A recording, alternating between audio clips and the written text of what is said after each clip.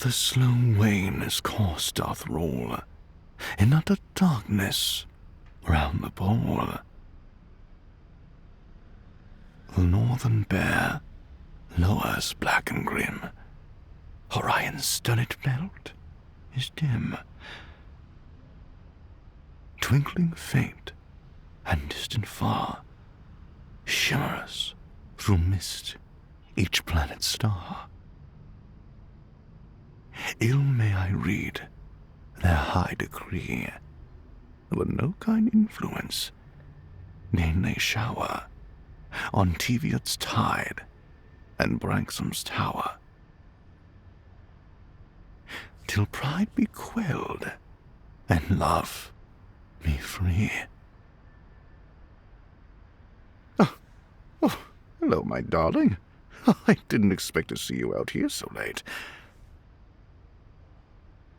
I must confess, while the roof may not be the most comfortable of resting places with the power outage and the absence of light pollution, I finally have the opportunity to observe the stars with remarkable clarity.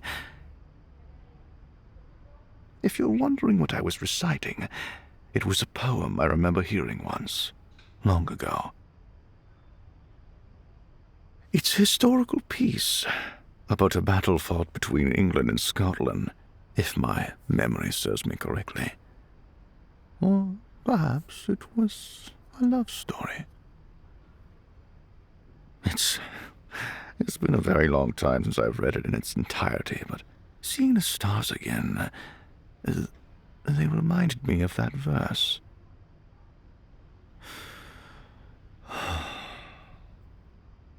I used to have a friend who would tell me stories he had heard in passing. When we lost touch, I continued to collect human stories as best as I could in his honor, and my favorites were always those about the stars. Humanity has long been captivated by that which eludes understanding, and for centuries, the stars have been part of that intrigue. I believe in the poem, the northern bear refers to what is now designated as the Ursa Major. Either way, it's one of the largest constellations in the sky. Can you follow where I'm pointing?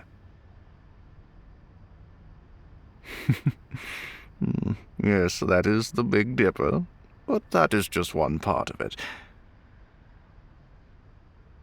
Try and see the bigger picture, my darling. Just there. Do you see the head? And then, if you follow that star to this one, just here, and then across, here. There we go. Do you see it now? You know, the Big Dipper that you spotted earlier has been used throughout history as a means for travelers to know which direction was north. If you follow it to its foremost stars, you'll consistently be able to find the North Star, no matter where in the world you are. If we are ever separated, let that lead you back to me, and we shall never be apart for long.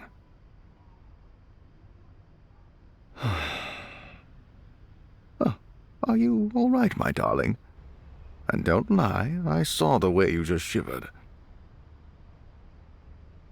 I suppose it's a quite brisk night. It's no wonder the chill of the wind may bother you. Here, take my coat. Tell me, my dear, what other kinds of shapes can you make out in the sky, and what stories do you think they may tell?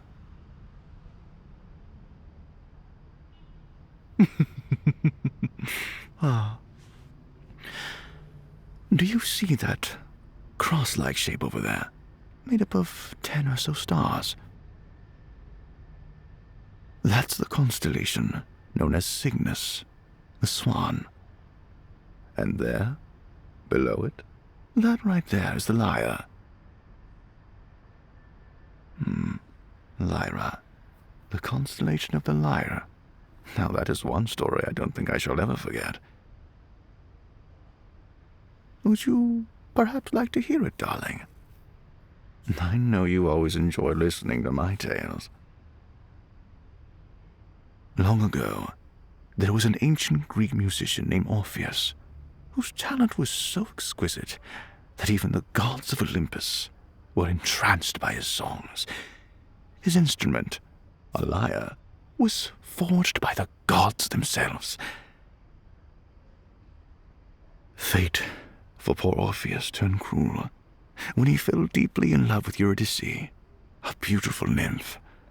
On the day they were supposed to be married, tragedy struck the young couple when Eurydice was bitten by a snake and died. Grief-stricken, Orpheus descended into the underworld, where he played his mournful songs to Hades and Persephone, pleading for Eurydice's return. His music so moved the rulers of the dead that they granted his wish, with one condition. Eurydice could return to the living, but only if Orpheus did not look back at her until they had reached the surface. But love and sorrow often confuse the mind. Just before he reached the light of living, Orpheus, unable to resist, turned to gaze at Eurydice. In that instant, she was lost to him forever, slipping back into the depths of the underworld. Orpheus wandered the earth, his music now filled with heartbreak and longing, until he was eventually taken by the jealous Maenads, followers of Dionysus. Moved by his endless devotion and the beauty of his music, the gods placed his lyre in the heavens, transforming it into a constellation.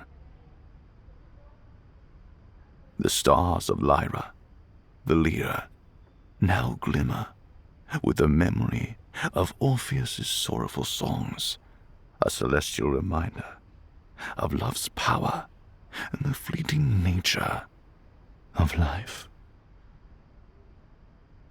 Now that I look back on it, many of the stories of the stars and the heavens come from a love lost, or perhaps some other forms of sorrowful tragedy. I don't know what I would ever do should I lose you, my darling. But I do so hope that our love will be remembered for eons and written in the stars. You are my everything, and though our time together may be fleeting, you are one human I shall never be able to forget. I will forever hold a piece of you in my heart, and now, when I look up at the stars, I will always think of you and the time we shared. Oh! It appears I almost fell off the roof. I suppose this isn't exactly the safest place to be in this moment, is it? I aspire to be as close to the sky as I could possibly be. There are moments where I find myself missing what I once had. Being out there with my siblings and family, but those days are long behind me now. And if I could be entirely truthful with you, my darling, I wouldn't change my fate for the world. During my time among mortals, I have had the privilege of encountering remarkable individuals and experiencing captivating stories. I had the chance to fall in love, and that alone makes every moment worthwhile.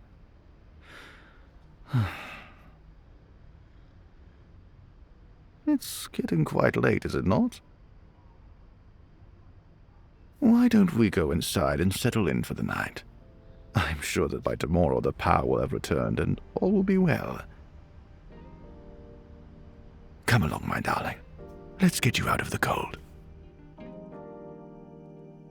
Wait just a moment. Before we go in, I just want to remind you that if you like this audio and want to see more, you should subscribe to the channel. If you just so happen to be one of our adult fans, well, you should definitely consider subscribing to our Patreon at patreon.com/anagome. Or you can even order your own personal audio at anagome.com/commissions.